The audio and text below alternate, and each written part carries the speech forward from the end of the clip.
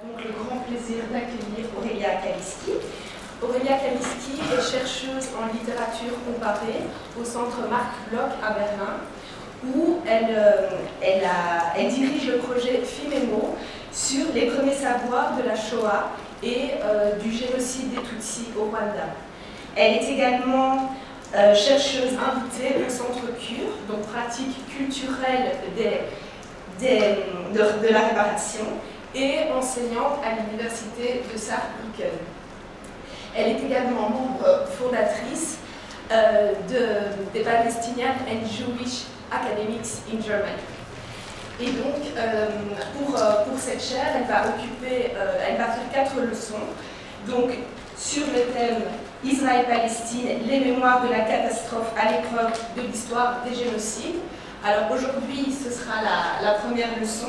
Ce sera sur le concept de génocide en question, approche interdisciplinaire. Demain, ce sera dans un autre local, donc c'est l'auditoire H1 301. Et ce sera sur Plus jamais ça, ou la revanche de Samson, traumatisme historique et guerre de vengeance génocidaire. Lundi, toujours dans le même auditoire au bâtiment H, le devoir de mémoire internationalisée et la négation de l'histoire de la Palestine.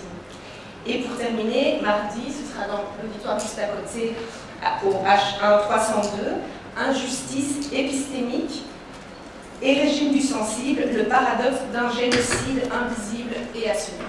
Voilà pour le programme, et donc je laisse maintenant la place à Aurélia Kaliski. Merci. Bonsoir à tous, à toutes. Merci d'être venus si nombreux. Et c'est vraiment un honneur d'avoir été invitée à vous parler ce soir, et durant 4 soirs. Merci à Francine Boll et Nel Lacour pour leur patience et leur disponibilité. Merci aux membres du CERG, du Centre de recherche sur l'expérience de guerre, notamment Déborah Brosto et Thomas Berns, grâce auxquels je suis ici ce soir. Et donc, merci aussi à toutes celles et ceux qui ont voulu m'inviter. Alors, c'est un honneur, c'est aussi un défi. Par où commencer? Par quoi commencer? Pour vous parler aujourd'hui de l'histoire de la mémoire des génocides et du génocide des Palestiniens.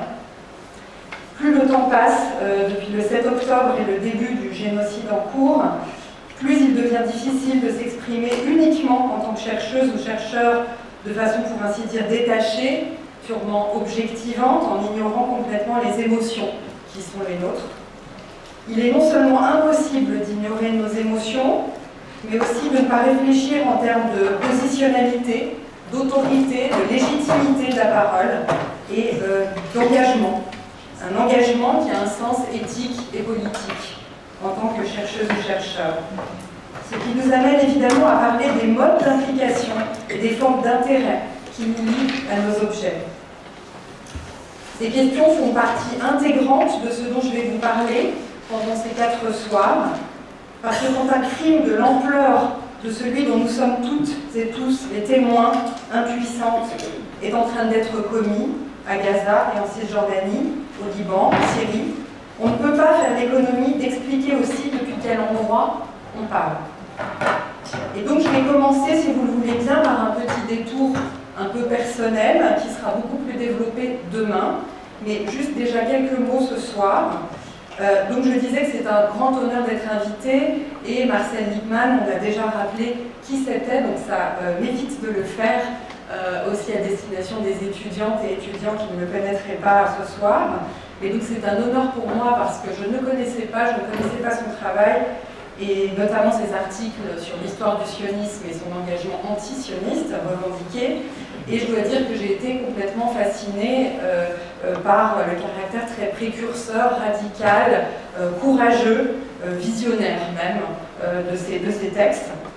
Donc c'est un honneur d'occuper cette chaire, mais c'est aussi donc une émotion personnelle, d'ordre presque intime, d'être invitée ici à Bruxelles, parce que Bruxelles n'est pas n'importe quelle ville pour moi.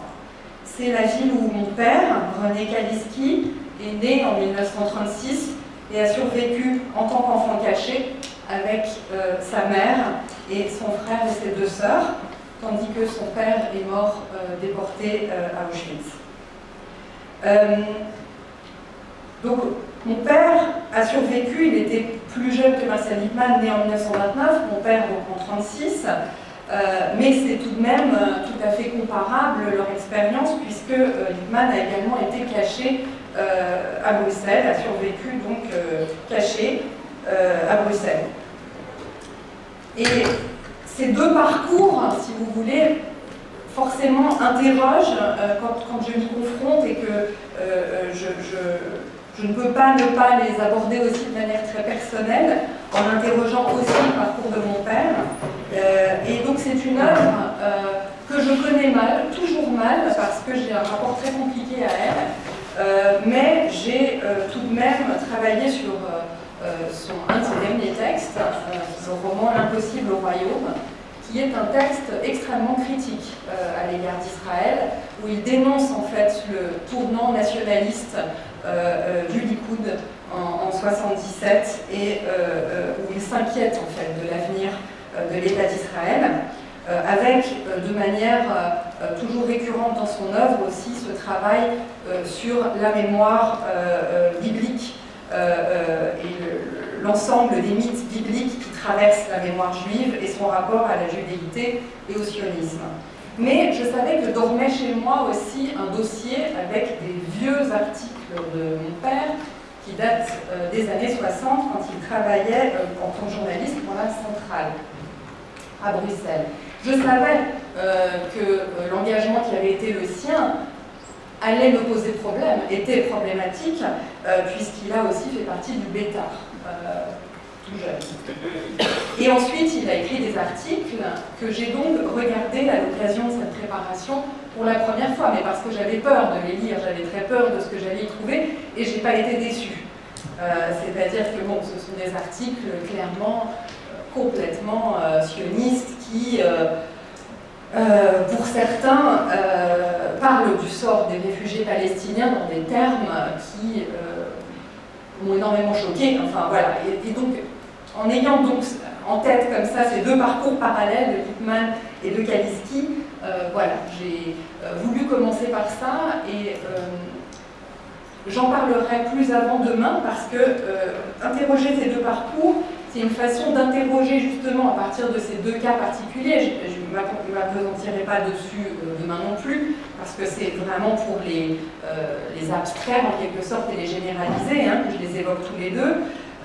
C'est s'interroger sur la formation d'une subjectivité politique, c'est la place de la mémoire et du traumatisme pour l'un et pour l'autre. Et donc, dans un cas qui mène à un engagement pour l'État d'Israël quasi inconditionnel, en tout cas jusqu'en 67 et un peu au-delà, et dans le cas de Lippmann, comme on le sait, au contraire, un engagement très fort et très clair de dénonciation du colonialisme de peuplement. Alors, tenir ensemble ces deux échelles, ces deux niveaux, donc cette dimension personnelle, les émotions, les sentiments, de ce qui nous lie, de ce qui nous relie à nos objets de recherche, ce qui nous affecte et ce qui explique aussi notre positionnalité, comme je le disais au départ. Ce qui explique aussi notre choix de nous consacrer à tel ou tel sujet. Et finalement aussi donc notre épistémologie, nos méthodes dans cet autre niveau qu'est notre démarche scientifique. En ce qui me concerne, devenir chercheuse sur les génocides a été le résultat d'une réflexion sur cet héritage familial. Lorsque j'étais adolescente et jeune étudiante en France, c'était les débuts du devoir de mémoire, son universalisation, Jacques Chirac qui assume en 1995, bien tardivement, la responsabilité de l'État français dans la déportation des Juifs de France. Et donc, naît une conviction pour moi, en tant que jeune étudiante en France, c'est que ça me donnait aussi la possibilité de m'appuyer sur la mémoire d'un génocide reconnu, avec cette institutionnalisation croissante de devoir de mémoire, pour réfléchir à d'autres phénomènes de négation, de complicité, d'occultation, de déni, qui caractérisent d'autres crimes contre l'humanité. Donc à savoir, bien sûr, la question arménienne en France, le débat sur la loi Guesso, dans lequel j'ai été très engagée, très impliquée, et puis bien sûr le Rwanda, l'implication française, les formes de complicité de l'État français, non seulement au Rwanda, mais aussi en Bosnie, à travers un parcours exemplaire à cet égard, de façon négative bien sûr, celui de François Mitterrand, qui fut fonctionnaire d'État sous le régime de Vichy, qui conserva son amitié à l'ancien secrétaire général de la police René Bousquet, qui fut aussi ministre de la Justice pendant la guerre d'Algérie, et puis bien plus tard ensuite, ami de Slobodan Milosevic et de Juvenal Habyarimana. Donc, on pourrait dire, comme on dit en ce moment souvent en Allemagne, comme une forme de plaisanterie, quand on est du côté des Allemands, on est sûr d'être toujours du mauvais côté de l'histoire, donc quand on est avec Mitterrand, on est toujours sûr d'être du mauvais côté. Donc, en tant que jeune étudiante, la chance de rencontrer Catherine Coppiot, une chercheuse en littérature comparée avec laquelle j'ai étudié et qui avait cofondé en 1997 l'association ERCRIJ, Association internationale de recherche sur les crimes contre l'humanité et les génocides, dont je suis bientôt devenue la secrétaire. Et notre but, c'était justement d'essayer de décloisonner le savoir et la recherche universitaire et d'essayer de la nouer aussi avec des savoirs plus militants, des savoirs plus situés. Ce qu'on pourrait appeler dans un autre contexte, par exemple en philosophie des sciences, le savoir des victimes en tant qu'experts, premiers experts des crimes qu'ils et elles ont traversés. Et ce notamment en nous intéressant aux différents modes d'expression et de transmission de cette expérience, à travers la littérature, le témoignage, le film, donc aussi des formes culturelles de la mémoire.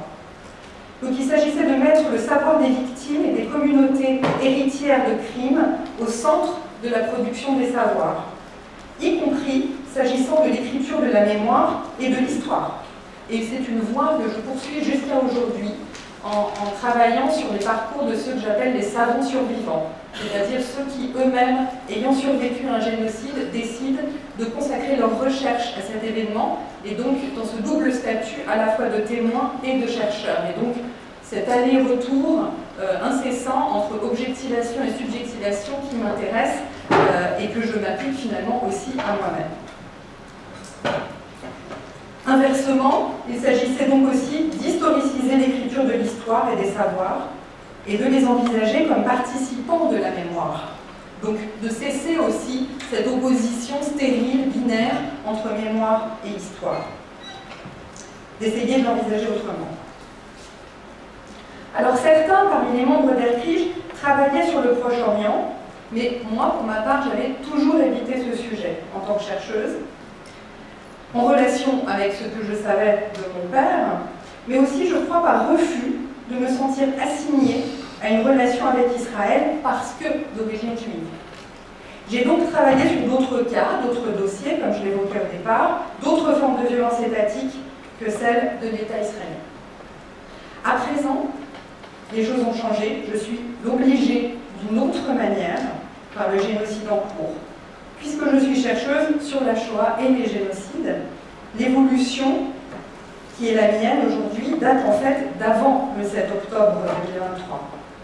Après avoir assisté dans les années 2000 à une forme d'ouverture, d'effervescence concernant ces questions, notamment les champs en pleine expansion des études comparées sur la mémoire et les génocides, on arrive en fait à un constat désenchanté aujourd'hui. La culture de la mémoire, y compris même dans sa part la plus critique, telle que nous avons essayé de la mener, par exemple au sein d'ERCRIJ, en travaillant sur des auteurs comme Jean Améry, Imre Kertész, Triboléry, qui sont toujours très critiques, au bout de Kluwer, eh bien, toute cette démarche me semble avoir servi à rien. Au cœur de ce désenchantement, le génocide des Palestiniens à Gaza, en octobre 2023, représente un tournant de plus, un bouleversement total. Mais avant de vous expliquer pourquoi j'affirme cela, il faut d'abord situer ce tournant au sein d'une évolution au long cours de la mémoire et des recherches scientifiques sur les génocides et les crimes contre l'humanité. D'abord, on observe depuis quelques années un troublant retour en arrière. Dans un contexte où les sociétés se diversifient au plan culturel, où l'histoire et la mémoire se pensent de plus en plus en termes globaux, il existe indéniablement une crise crispation autour des questions mémorielles et identitaires dans les sociétés occidentales, en particulier les anciennes puissances coloniales. Cette crispation est indissociable des formes de domination des anciens empires, soit de l'histoire de l'esclavage, du racisme, du colonialisme et du suprémacisme blanc. Il semble qu'on puisse diagnostiquer une forme de retour du refoulé colonial et suprémaciste dans un contexte d'essoufflement des démocraties libérales et du capitalisme extractiviste. Essoufflement également lié à une crise du capitalisme. Or, c'est un contexte où la mémoire de la Shoah, la lutte contre l'antisémitisme et la défense d'Israël semblent être devenues des proxys d'une défense des valeurs occidentales, devenues synonymes de soi-disant valeurs judéo-chrétiennes. Et ce, au point même que la mémoire de la Shoah et la lutte contre l'antisémitisme sont instrumentalisées au point de se voir détournées par des mouvements de droite et d'extrême droite. On assiste à un inquiétant phénomène dont le rapprochement entre le régime israélien et les régimes illibéraux d'Europe centrale ou orientale, comme la Pologne du PiS ou la Hongrie de Viktor Orban, sont les symptômes les plus frappants. Au plan scientifique, il semble qu'après un dépassement de la thèse de l'unicité de la Shoah et sa complexification par l'étude de l'histoire des violences coloniales, l'étude comparée des génocides, des crimes ou de la violence de masse, selon qu'on focalise sur une notion juridico-historique ou sociologique ou anthropologique, donc il y a tous ces termes, violence de masse, atrocité de masse, etc., qui rentrent en jeu, on assiste à une crise de très grande ampleur dans ces champs. J'en veux pour exemple le livre désormais classique Multidirectional Memory de Michael Rothberg, publié en 2009 en langue originale anglaise, américaine. Il a été publié 10 ans plus tard en Allemagne et a déclenché une controverse, une crise que personne n'aurait pu anticiper.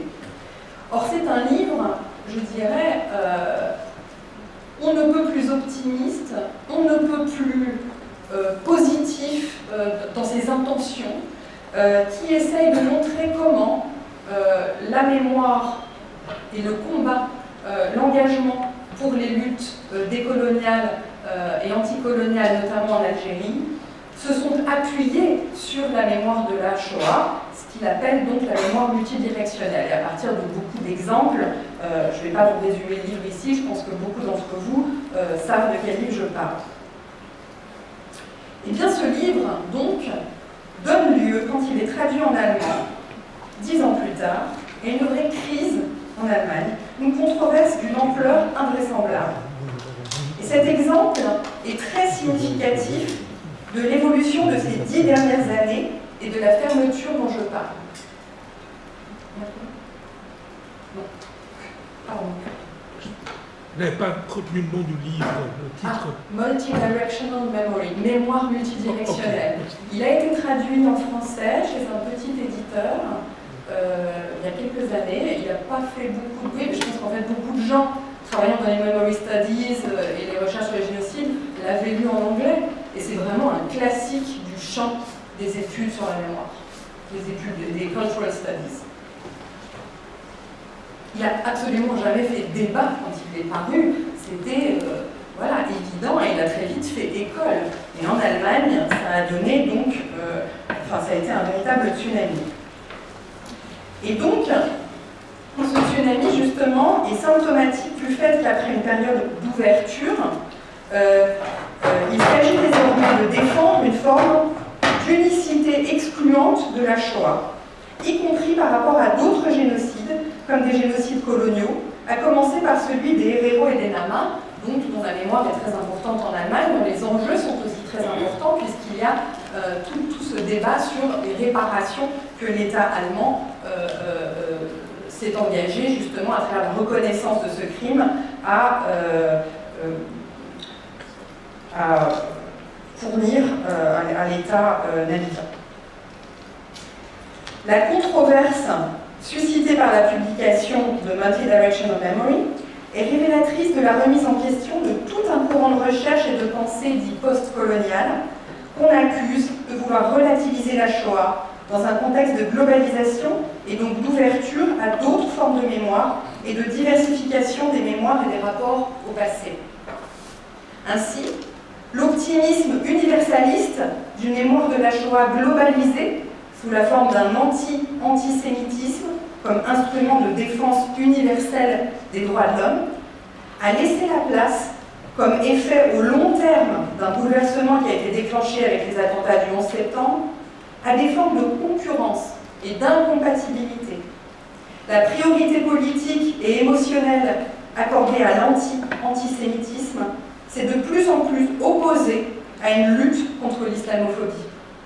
On semble revenu à une affirmation offensive de l'unicité de la Shoah dans une logique non pas multidirectionnelle, donc, pour reprendre le terme de Michael Rosberg, mais bien dans une logique monodirectionnelle et excluante. Donc ce recul est un phénomène d'ordre politique global, mais il se traduit par une crise d'ordre scientifique et méthodologique qui date, elle aussi, de bien avant 2023. L'enjeu de cette crise est un refus, notamment par une partie des historiens spécialistes de la Shoah, de reconnaître les liens de nature pourtant en partie généalogique entre l'histoire coloniale d'une part et l'expansion vers l'Est et le génocide des Juifs, tel que pratiqué par les nazis, de l'autre. La thèse de l'unicité, ou ce que le chercheur allemand Dan Diener a appelé la rupture de Zivilisationsbruch, que représente la Shoah, est réaffirmée de manière offensive après des décennies de recherches multidisciplinaires et transdisciplinaires à ce sujet, durant lesquelles la solution finale a été resituée au sein d'une histoire mondiale globale.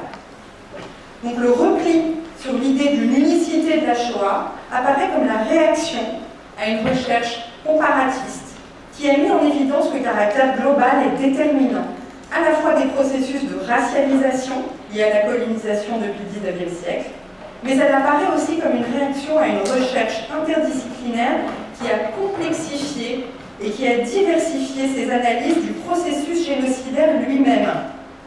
Un processus qu'elle analyse non pas comme découlant d'une décision unique d'un État criminel, mais se produisant à la convergence d'une multiplicité de logiques, à la fois à l'échelle la plus micro, la plus locale, et à l'échelle large de l'idéologie raciale et du pouvoir étatique. L'approche de cette convergence n'est possible qu'au moyen d'une démarche pluri- et interdisciplinaire qui noue ensemble le point de vue de l'État criminel et celui des victimes. L'effet de la violence au plan sociologique et anthropologique, l'analyse des discours et des idéologies criminelles, les structures du pouvoir et leurs répercussions culturelles dans des sociétés devenues ultra-violentes, les mécanismes multiples du passage à l'acte et les modes, eux aussi multiples, de résistance des groupes visés. Et encore, la liste est longue, je pourrais continuer comme ça et dérouler toutes ces avancées qu'il y a eu et qui sont d'un coup violemment attaquées par cette espèce de repli sur cette unicité excluante. La crise actuelle dans le sillage du 7 octobre, donc, représente la radicalisation d'une crise née d'une forme de réaction, de backlash face au progrès de la recherche sur les formes de violence politique extrême. Depuis les champs étroits de l'historiographie de la Shoah et des études juives, elle touche tout autant l'ensemble des area studies, en particulier celles concernant la région du Mashrek et l'Europe de l'Est, et plus largement l'histoire du colonialisme, les subalternes ou post-colonial studies, l'histoire globale, les memory studies.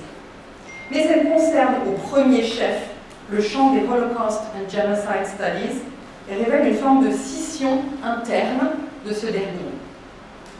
Il est d'ailleurs légitime de se demander si la contradiction et la scission n'étaient pas déjà contenues dans le nom lui-même de ce champ de recherche, ce que Dirk Moses a appelé dans un livre paru en 2021 « Les problèmes du génocide », « The Problems of Genocide ». En effet, si l'Holocauste, la Shoah ou encore le judéocide, le génocide des Juifs, est bien un génocide, alors pourquoi ne pas juste parler de Genocide Studies et de Genocide Research? C'est bien parce que la question du statut singulier de la Shoah est le problème au cœur même de la définition de ce champ. Certes, la notion de génocide a été forgée à partir de l'exemple paradigmatique de la Shoah. On ne va pas nier l'historicité du concept. Mais le statut de sa mémoire, son importance dans l'histoire européenne et occidentale depuis la Seconde Guerre mondiale, son internationalisation, font que ce statut épistémique se double d'un sens politique et idéologique. Dans les études comparées sur les génocides, la Shoah reste le génocide à l'aune duquel on évalue, on pense, on décrit les autres événements, y compris de façon anté-rétrospective, comme on le voit sur les recherches sur le génocide des Herero et des Nama ou le génocide des Arméniens, et même l'ensemble des génocides constitue avant, que ce soit le génocide des Amérindiens, le génocide des aborigènes d'Australie, etc. Mais comme l'a souligné Dirk Moses dans ses travaux depuis plus d'une dizaine d'années, tout se passe comme si la conceptualisation initiale au plan juridique n'avait pas rempli sa fonction. C'est cet événement historique singulier qui reste la mesure indépassable de ce qu'on qualifie de crime des crimes, si bien qu'aucun autre événement ne remplit les critères pour véritablement arriver à son niveau de gravité. Ou s'il en est, il est un génocide concédé, uniquement parce qu'il peut être décrit comme un crime de haine de masse, un massive hate crime, dont la logique raciale, idéologique donc, ne répond plus à aucune autre forme de rationalité que cette logique raciale. C'est ce que Moses décrit et critique comme un processus de dépolitisation du concept de génocide qui a eu lieu au moment même d'en fixer la définition dans la Convention de 1948.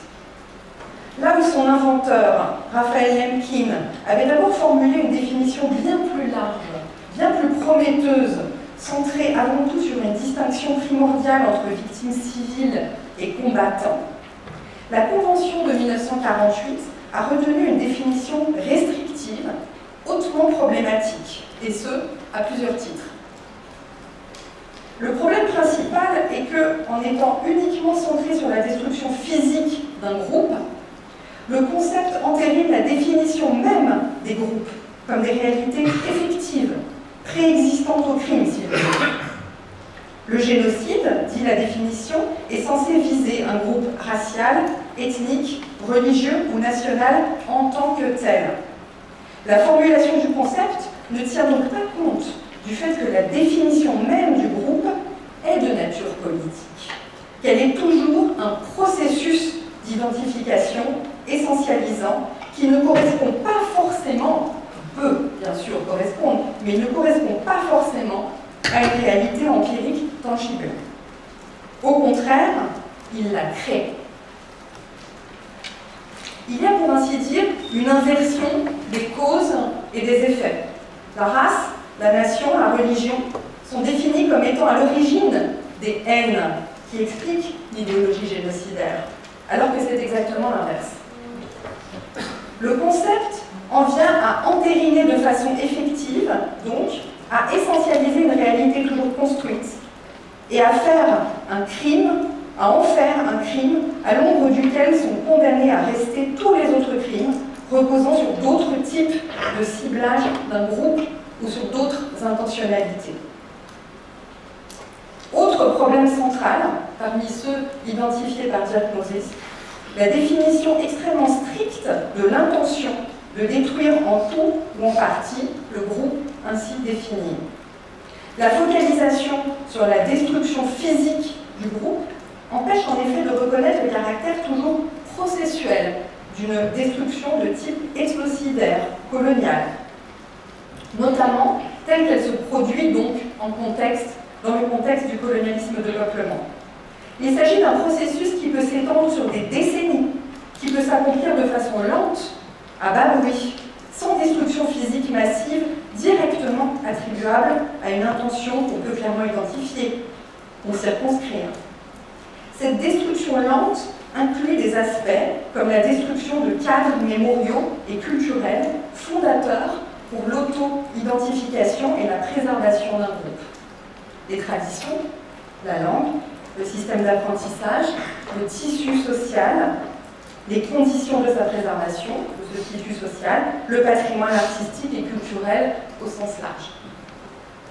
Le concept de génocide en droit telle que formulée dans la Convention 1948 et sa mise en application très restrictive ont pourtant, en dépit de leur extrême limitation, permis de poursuivre des individus pour génocide et de reconnaître d'autres crimes que celui de la Shoah comme génocide. En parallèle avec les évolutions du droit pénal international et la mise en place de la Cour pénale internationale, de plusieurs tribunaux ad hoc et hybrides, on a vu, bon an, mal an, évoluer le champ dans le sens d'un comparatisme, notamment après le génocide des Tutsis du Rwanda et celui des musulmans de Bosnie. Mais les attaques du 7 octobre 2023 et la phase extrêmement meurtrière du génocide des Palestiniens comme réponse de l'État israélien se produisent dans un contexte où on a l'impression d'une multiplication de crimes qui semblent ne pouvoir susciter une indignation que s'ils sont qualifiés de génocide, ce qui entraîne évidemment une tendance des victimes à revendiquer ce terme, et ce qui entraîne aussi l'État criminel, au contraire, à contester cette qualification en déniant la fameuse intention, selon les termes de la définition de 1948, de détruire un groupe en tout ou en partie en tant que tel. C'est ce qu'on appelle le dolus specialis, le dol spécial. Pour contrer cette accusation, l'argument principal évoqué par les États incriminés, et Israël ne fait pas exception ici, relève du droit de la guerre, celui du droit d'un État à l'autodéfense. Il vise donc à nier l'intention génocidaire en mettant en avant une logique sécuritaire et militaire. Comme le souligne Dirk Moses depuis de nombreuses années, ou encore Amos Goldberg, dans un article récent intitulé « Le retour problématique de la question de l'intention », il y a une forme de fétichisation de la qualification juridique de génocide centrée sur le crime de haine, visant à la destruction physique d'un groupe en tant que tel. Il y a donc, dirais-je, une fétichisation de l'intentionnalité dans le cas du génocide. Mais cette intentionnalité est extrêmement difficile à prouver, et d'autant plus qu'elle est confrontée à une argumentation reposant sur une fétichisation symétrique que Mathias Delory, qui est dans cette salle et qu'on remercie pour avoir développé cette idée, donc une fétichisation symétrique que Mathias Delory appelle une fétichisation de la moindre intentionnalité dans l'emploi de la force militaire dans le cadre guerrier. Dans le cas d'une guerre contre le terrorisme, par exemple, en l'absence d'intentionnalité de détruire un groupe national donné, on parlera de dommages collatéraux occasionnés par des opérations conçues dans le respect du principe de proportionnalité défini par le droit de la guerre. Même quand le nombre de morts est extrêmement élevé, le fait qu'il n'ait pas été exterminé en tant que tel, mais juste tué en même temps que des cibles militaires légitimes, rend alors cet acte guerrier plus moral que le massacre intentionnel d'une population civile. Le droit imparfait, car trop limitatif, du génocide est ainsi toujours susceptible de se cacher, de se camoufler derrière le droit humanitaire international, bien plus inclusif et généreux, au sein d'une épistémée singulière qui rend la mort de masse civile acceptable s'il n'y a pas eu intentionnalité de l'éliminer. Ces deux fétichismes, celui de l'intentionnalité génocidaire dans le droit pénal international et celui de la moindre intentionnalité en matière d'éventuels crimes de guerre en droit humanitaire, se complètent de manière funeste et concourent à produire et prolonger un contexte d'impunité. L'attaque de l'Ukraine par la Russie en 2022 et les débats qui ont suivi sur la nature de l'agression militaire russe dans ses traits génocidaires a probablement parfait le tableau apocalyptique d'une forme d'échec des instances internationales et du droit international public, notamment quand il s'agit d'accorder la qualification juridique de génocide à d'autres événements que les génocides désormais reconnus par la communauté internationale, à savoir le génocide des Arméniens, la Shoah, le génocide des Tutsis et tout récemment le génocide de Srebrenica.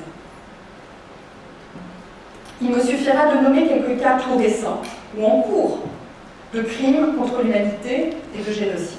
Le Yémen, le Soudan, l'Érythrée, la République centrafricaine, le Xinjiang en Chine, le Myanmar, l'Ukraine, le Venezuela, l'Afghanistan, les Philippines, la RDC, le Kurdistan, entre la Turquie, la Syrie, mais aussi les guerres menées contre le terrorisme en Irak, en Libye, en Afghanistan, en Tchétchénie.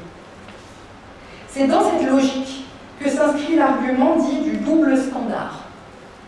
Accuser l'État israélien de génocide reviendrait à exiger de lui des agissements qu'on n'attend pas de la part d'autres États. Pourquoi vous focalisez, vous acharnez sur l'État d'Israël, la seule démocratie de la région? N'êtes-vous pas autant préoccupé du sort des Soudanais? Pourquoi ne vous préoccupez-vous pas des Ouïghours? C'est ce qu'on entend souvent. À cet argument, on peut répondre en l'inversant. Il y a bien de fait une exceptionnalité d'Israël, y compris au regard du droit international public, puisque cela fait des décennies que la communauté internationale, dominée par les pays du Nord, consent au renoncement du droit à l'autodétermination du peuple palestinien. Nos gouvernements occidentaux consentent, voire acquiescent, à la destruction continue des Palestiniens et de toute possibilité d'un État palestinien depuis le début du XXe siècle, en fait, depuis la déclaration Balfour, et ce, au nom de la responsabilité historique, donc à partir de 1945, et de la culpabilité que portent les États d'Europe occidentale dans l'extermination des Juifs d'Europe. La question juive a été résolue au prix de la création d'une question palestinienne, et la colonisation de la Palestine a été parachevée par l'État d'Israël, fondée au nom de l'injustice subie par les Juifs d'Europe pour la réparer. Le problème massif des réfugiés, des rescapés juifs, dont les États occidentaux ne voulaient pas au lendemain de la Shoah, a été résolu en créant un autre problème massif de réfugiés, celui des réfugiés palestiniens. Le constat d'un statut d'exception d'Israël comme État refuge, fondé aux dépens d'un peuple du Sud, est donc une façon de répondre autrement à cette question du double standard. Le statut d'exception de l'État d'Israël se confirme donc bien, et plus que jamais depuis octobre 2023, avec la commission d'un génocide qui est abondamment documenté en temps réel par de nombreux acteurs et témoins, y compris officiels, et qui est même déjà qualifié, même si ce n'est que de façon provisionnelle pour le moment, par les instances internationales. On peut citer ici, entre autres, l'avis de la Cour internationale de justice du 26 janvier 2024, ainsi que le rapport Anatomie d'un génocide, remis par la rapporteure spéciale des Nations Unies, Francesca Albanese, en mars 2024, qui mentionne 3 actes de génocide commis contre les Palestiniens depuis octobre 2023, parmi les 5 inscrits dans la Convention de 1948. La question qui se pose à présent est de savoir si la communauté internationale va consentir à continuer de protéger un État qui se met littéralement non plus au-dessus des lois, mais même à présent contre la loi, qui nie la loi. Et c'est bien peut-être là ce qui est le plus décisif, ce que j'annonçais au départ, ce qui est le plus décisif dans le bouleversement, dans le tournant auquel nous assistons. Jusqu'en 2023, le génocide et la plupart des crimes contre l'humanité et les violations graves des droits de l'homme ou du droit de la guerre étaient perpétrés le plus loin possible des regards. Niés pendant le crime et bien sûr en aval du crime, prolongés par leur négation. La Syrie a certainement été un tournant en raison du caractère massif des images des crimes du régime d'Assad ayant circulé, notamment au moment de la révolution de 2011 et jusqu'à l'abandon de la population syrienne à son sort par la communauté internationale en 2018. Aujourd'hui à Gaza, et de façon de plus en plus évidente en Cisjordanie, nous sommes en présence d'une médiatisation du génocide en temps réel, avec une recherche et une réflexion qui se font aussi en temps réel, de même que nous avons immédiatement accès à un ensemble de témoignages produits par ces victimes. Pourtant, tout cela, la qualification, la documentation, le rassemblement, l'exposition de toutes les preuves, sans qu'il ne se passe rien. Il y a certes une tentative d'empêcher la parole, les témoignages, le travail d'information de la presse. Le génocide à Gaza s'accompagne d'une létalité absolument inédite parmi les journalistes qui essayent de faire leur travail et les humanitaires qui tentent de secourir la population et de témoigner, eux aussi, de ce qu'ils voient sur le terrain.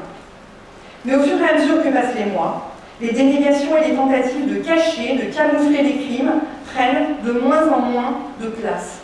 Les stratégies de dénégation mises en place par Israël, consistant en une manipulation du droit international pour inscrire les crimes contre l'humanité dans une logique purement militaire, pour n'encourir donc que des accusations à la rigueur de crimes de guerre, coexistent bizarrement avec une volonté, une intention génocidaire de plus en plus revendiquée, documentée, exhibée par ces exécutants.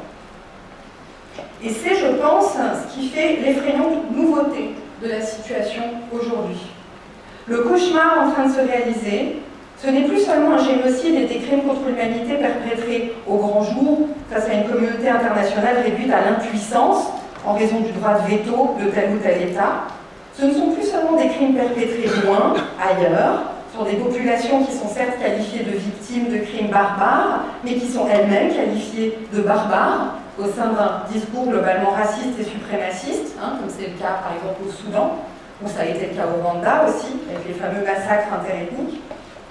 Non, ce qu'il faut saisir aujourd'hui, c'est, pour citer le titre choisi par Didier Fassin pour son livre récemment consacré à Gaza, le consentement à la destruction totale de la Palestine et, pour reprendre l'expression employée par l'historien de la Shoah Omer Bartov il y a quelques jours dans la New York Review of Books, la licence illimitée, un permis de génocide accordé à Israël au nom de la préservation de la vie juive et de la lutte contre l'antisémitisme en Occident et comme valeur centrale de l'Occident qualifié de judéo-chrétien.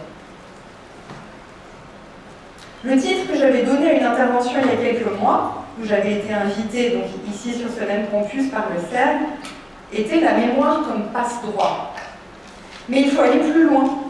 Ce qui valait pour les dernières décennies, c'est maintenant la mémoire comme destruction du droit. Et on assiste à l'apparition d'un écart infranchissable, d'un différend linguistique irréconciliable, non plus seulement, comme l'avait décrit Jean-François Lyotard, entre l'idiome du droit et celui du témoin survivant, ou encore celui de l'historien, il y a un différend au sein même du droit, qui le mine de l'intérieur, et qui révèle une fragilisation inédite de la théorie du droit elle-même. C'est d'ailleurs ici, dans l'usage des mots, dans la pratique du langage, qu'on peut mesurer à quel point le consentement au génocide reste lui-même paradoxal. Il est rendu possible à la seule condition de cultiver, ici en Occident, une guerre sémantique, une guerre de mots et des symboles, qui n'est que l'écho infiniment assourdi de la violence réelle.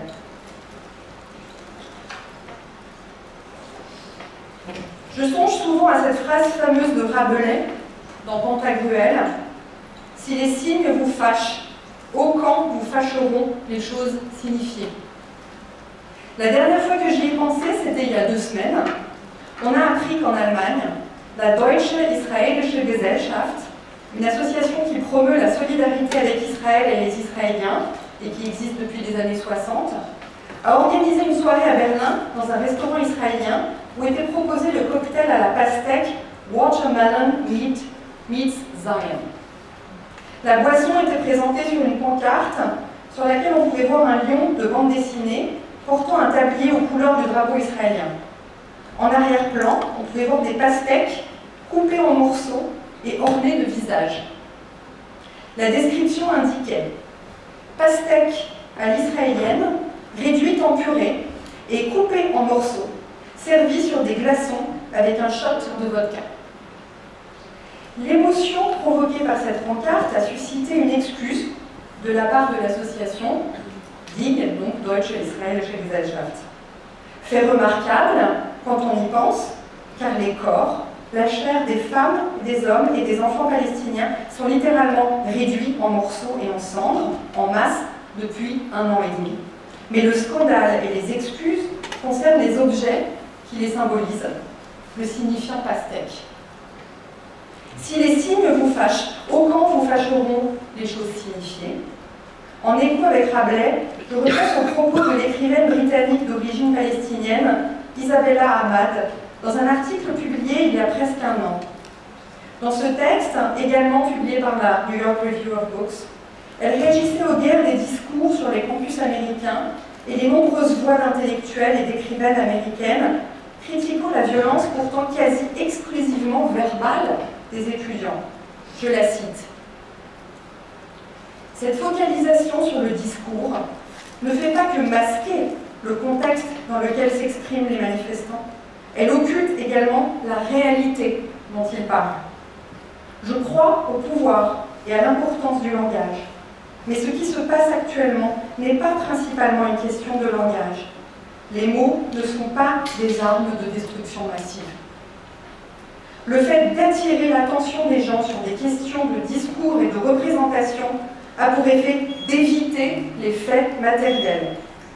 Dans le cas présent, les faits matériels sont les suivants: l'argent, la terre, les armes et plus de 37 000 Palestiniens morts. C'était il y a un an et c'était donc les chiffres officiels. 37 000, évidemment, c'est beaucoup plus. Les bombes n'étaient pas faites de mots, écrit encore Isabella Ahmad, et elles n'étaient certainement pas des métaphores. Plus loin, elle distingue néanmoins entre ces mots, ces métaphores, qu'elle qualifie d'actes linguistiques malléables, et certains actes de langage, notamment des actes de langage juridiques.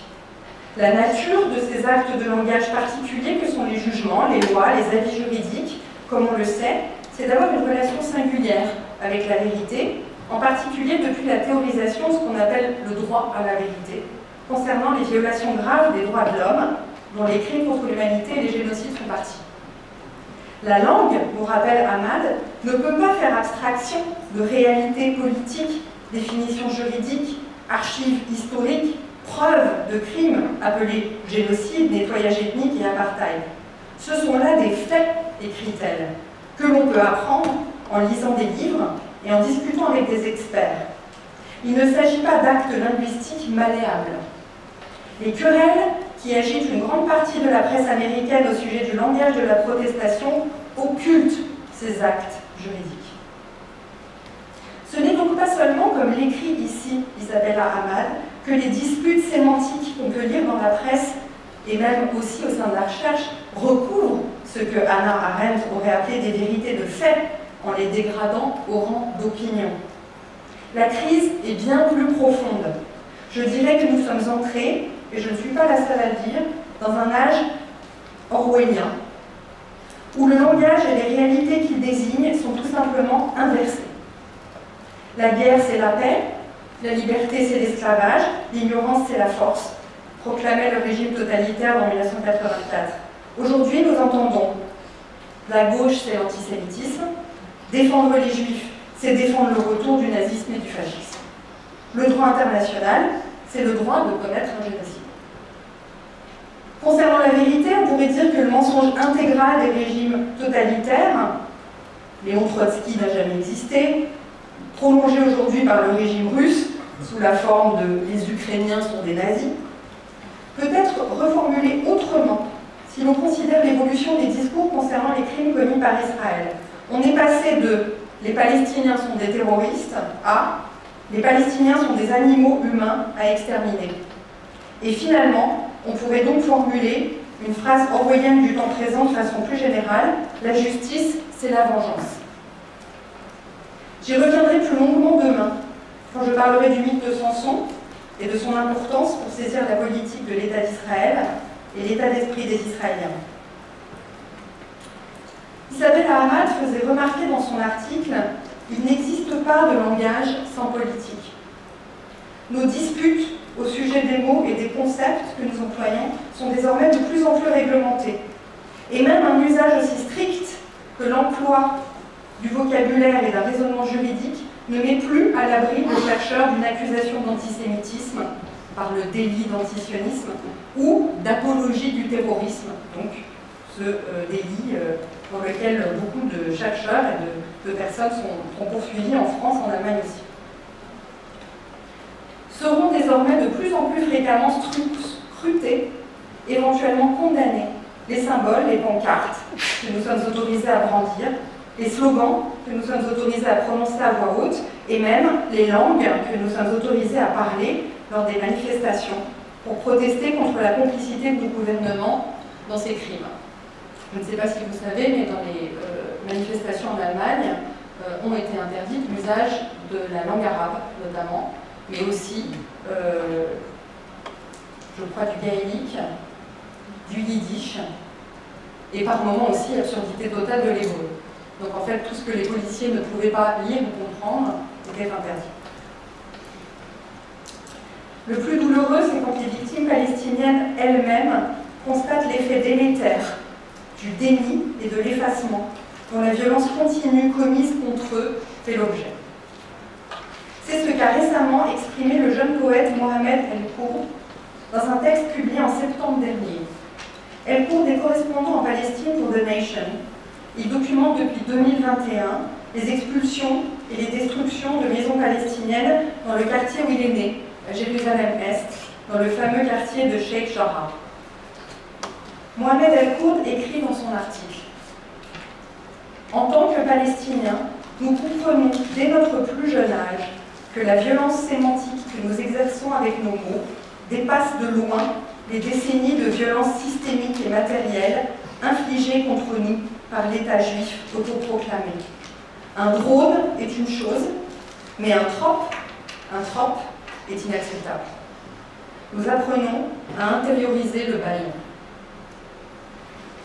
Intérioriser le bâillon, pour El-Kourd, c'est notamment se conformer au discours antisémite qui veut que d'un côté, assigner les Israéliens ou les colons sionistes à leur identité juive soit taxé d'antisémitisme, mais de l'autre, c'est faire l'expérience du bâillon réel que l'État autoproclamé juif inflige à ceux qui sont de fait exclus d'une citoyenneté au sens plein du terme parce que non juifs. Quand un Palestinien qui a toujours habité Gaza parle des Israéliens en se référant aux Juifs, une identité collective dont il fait l'expérience sensible seulement sous la forme de drones, de F-16 ou de soldats perpétrant des crimes de guerre ou des crimes contre l'humanité, il se voit accusé d'antisémitisme. Surtout s'il prétend se révolter et résister à la violence qu'on lui inflige. Pourtant, comme l'écrit Mohamed El-Kourd avec une remarquable clarté, la distinction entre l'idéologie colonialiste et raciste du sionisme et le judaïsme ou l'identité juive, cette distinction, dit-il, n'est pas notre responsabilité. Les tropes ne sont pas des drones et on ne peut pas transformer des théories du complot en armes nucléaires. Évidemment, ici, une chercheuse, comme je le suis, travaillant sur les formes du racisme et de l'antisémitisme, sur l'histoire de la Shoah et des génocides, ne pourra qu'objecter à Mohamed El-Kourd que si les tropes ne sont pas des drones, on sait bien qu'un crime de masse et des atrocités sont rendus possibles par une culture de la violence et une déshumanisation qui passe par le langage, par les mots et les représentations, pour se fixer bientôt dans des lois et se matérialiser dans des actes. À cet égard, la langue génocidaire a un statut particulier, comme le langage juridique. Ces signifiants ont un effet sur les réels, qui l'apparentent aussi à des actes. Elle est tout à la fois le résultat et ce qui rend possible la déshumanisation, et donc le meurtre. Elle est aussi l'instrument même de cette déshumanisation. Mais comme le rappelle justement Mohamed El-Kourd, le rapport de force n'est plus celui des années 1920-1930. Ceux qui sont déshumanisés aujourd'hui, ce ne sont pas les Juifs, mais ce sont les Palestiniennes et les Palestiniens, qualifiés d'animaux humains. Mais aussi plus largement les Arabes et les musulmans, réduits à des chiffres abstraits, à une masse visée par des bombes américaines et allemandes et des drones bien réels de Tsahal. Les tropes qui se transforment en drones aujourd'hui, ce sont ceux des dirigeants israéliens et d'une grande majorité de la population israélienne qui déshumanisent les Palestiniens, d'abord dans et par les mots qu'ils emploient pour les désigner. Dans un nouvel ouvrage en hébreu, dont le titre peut être traduit par « Lexique de la brutalité », Adam Ratz et Asaf Bondi cherchent à contribuer au débat en Israël sur la violence consentie par la société israélienne à l'encontre des Palestiniens, en ayant compilé environ 150 expressions trouvées dans la presse, les discours politiques, dans les travaux des journalistes, des chercheurs ou des militants des droits humains. Les entrées de notre lexique continuent d'évoluer sous les tirs d'obus et de missiles, tandis que le nombre de cadavres s'accumule à Gaza, écrivent les auteurs dans leur préface. Le livre vient de paraître. Ce qui est remarquable dans la guerre actuelle, explique-t-il, c'est l'utilisation brutale des mots. Il n'y a plus aucune honte, ni aucun désir de dissimuler quoi que ce soit. C'est ce qui rend cette guerre si unique. Dès le début, les dirigeants ont dit exactement ce qu'ils allaient faire, et ils font exactement cela. Alors évidemment, eux, ils emploient le terme de guerre. Vous l'aurez bien remarqué, ce qui évidemment pose un problème en soi. Et c'est ici ce que j'ai expliqué il y a quelques instants. On passe donc du négationnisme, comme le montre par exemple la loi votée en 2011 par le Parlement israélien, la loi connue sous le nom de loi Nakba, qui interdit de commémorer la Nakba, mais aussi d'en parler. Et donc on a le passage de cette loi, la négation, à la Nakba assumée aujourd'hui. En novembre 2023, le ministre de l'Agriculture, Avi Dichter, a été interrogé sur la question de savoir si les images de personnes fuyant le nord de Gaza pouvaient être comparées à celles de la Nakba. Il a répondu « Nous sommes en train de déclencher la Nakba de Gaza ». On voit bien ici l'inversion assumée du sens des mots, qui va de pair avec un génocide non plus camouflé et nié. Et ce que disent les victimes refoulées dans une non-humanité, condamnées à faire l'expérience d'une forme de désappartenance à l'humanité, on ne l'entend pas.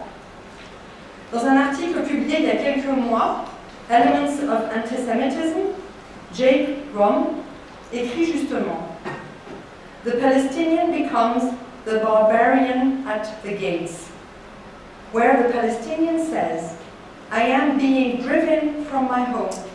My brother has been murdered. The Zionist hears only bar, bar, bar. » Le plus important que nous pouvons faire dès lors, en réponse à l'horreur dont nous sommes tous les témoins indirects et impuissants, c'est de nous mettre à l'écoute de ce bar, bar, bar, à l'écoute de celles et ceux qui sont visés et touchés dans leur chair. Les controverses sur les mots, sur leur sens, sur leur qualification juridique du crime de génocide, nous font oublier la catastrophe, c'est-à-dire le génocide tel qu'il est vécu par ses victimes, par les témoins. Il faut donc aussi nous demander si dans un contexte où on assiste à une destruction du droit, on peut à la fois reconnaître le caractère incontournable du concept de génocide et du droit international, parce qu'il permet de nommer le crime, de juger les coupables, d'exiger réparation. Mais pour saisir la nature de la violence en jeu, pour comprendre ses effets, pour mesurer son impact sur les êtres humains et saisir son sens pour l'humanité, pour nous aujourd'hui, il faut accepter de s'aventurer en dehors du droit, en essayant de saisir les caractéristiques du génocide en cours, en se mettant à l'écoute des victimes qui réfléchissent à la catastrophe qu'elles traversent. Les chercheuses et les chercheurs en sciences sociales, en littérature, en philosophie, en histoire, sont amenés à comparer et à différencier, en associant le concept de génocide à d'autres notions déjà existantes, juridiques ou non, comme l'épuration ethnique, le colonialisme de peuplement, ou à créer d'autres concepts, urbanicide, scolasticide, éducide, dominicide, écocide, omnicide, humanicide. Je pense aussi à la tentative récente, extrêmement intéressante, du juriste américano-palestinien Rabea Egbaria pour faire de la Nakba elle-même un concept juridique, c'est-à-dire pour rendre compte du caractère processuel du génocide des Palestiniens qui aurait démarré avec les grands massacres qui ont accompagné la Nakba. Je pense aussi aux travaux de Nadera Chelou-Kevorkian, cette chercheuse sur l'enfance, qui a décidé de quitter Israël pour le Royaume-Uni il y a quelques mois. Elle travaille donc sur la continuité de la notion de dispersion et d'écartèlement de la communauté du groupe des Palestiniens pour décrire les effets de la pulvérisation, du déchirement, de l'écartèlement des corps, ce qu'elle appelle ashla, la réduction à la chair. C'est le terme qui veut dire chair. Elle travaille aussi évidemment sur la spécificité des effets de la violence sur les enfants et sur l'enfance. Alors, est-ce qu'on peut conceptualiser à partir du savoir de la victime? Je suis convaincue que oui, même si c'est toujours difficile, insatisfaisant, même si cette conceptualisation n'a pas de fin, même si elle ne doit pas devenir idéologique, mais justement rester toujours un processus, parce qu'on n'est précisément pas dans le droit et dans cette exigence d'efficacité du droit, mais bien plutôt dans un processus de pensée de nature philosophique.